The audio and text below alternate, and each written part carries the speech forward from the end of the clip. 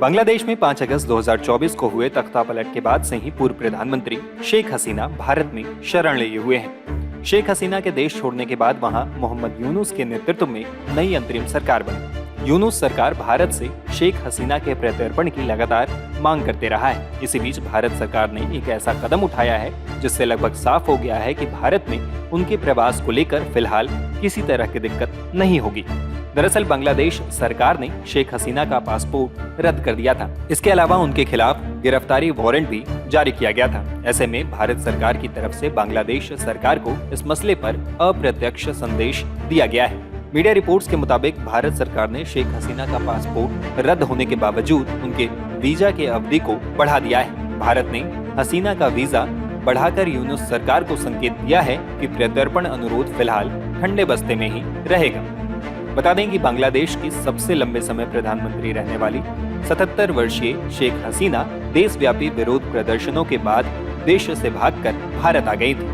5 अगस्त 2024 को वो दिल्ली के पास हिंडन एयरबेस पर उतरी थी। इसके बाद उनको सार्वजनिक तौर पर नहीं देखा गया है। बताया जाता है कि वो दिल्ली में ही एक सेफ हाउस में है। शेख हसीना के बांग्लादेश छोड़ने के बाद वहां नोबेल पुरस्कार विजेता मोहम्मद यूनुस के नेतृत्व में अंतरिम सरकार बनी है। अंतरिम सरकार बनने के बाद हसीना के खिलाफ बांग्लादेश में हत्या समेत कई केस दर्ज हुए हैं। यूनुस सरकार का कहना है कि शेख हसीना को बांग्लादेश भेजा जाए ताकि उन पर मुकदमा चल सके।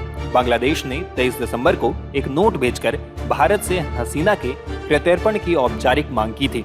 मीडिया रिपोर्ट्स के मुताबिक हसीना के वीजा को हाल ही में भारत में उनके प्रवास को जारी रखने के लिए बढ़ाया गया है। ऐसे में वो अभी दिल्ली में ही रहेंगी। माना जा रहा है कि भारत सरकार हसीना के प्रत्यर्पण के बांग्लादेश के अनुरोध का जवाब फिलहाल नहीं देगी। दूसरी तरफ ढाका में आप्रवासन विभाग ने हसीना सहित 97 लोगों के पासपोर्ट रद्द करने का फैसला किया है। ये कार्रवाई विरोध प्रदर्शनों के दौरान हत्याओं में उनकी कथित संलिप्तता पर की गई है।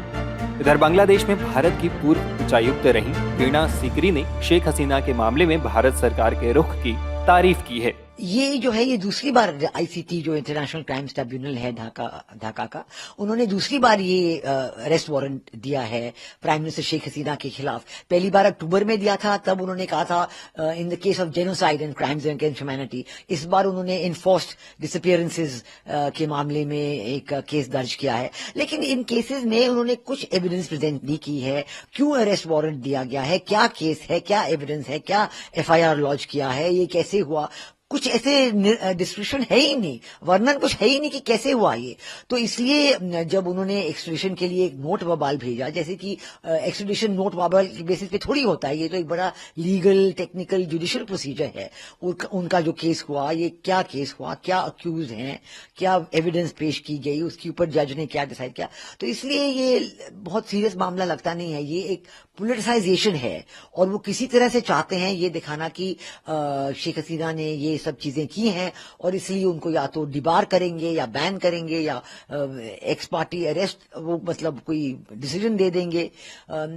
ये तो लगता है बहुत सीरियस मामला। ये सीरियस तरीके में इसे हैंडल नहीं कर रहे हैं। इंडियन गवर्नमेंट का इस पे क्या रिस्पॉन्स रहेगा आपके अकॉर्डिंग?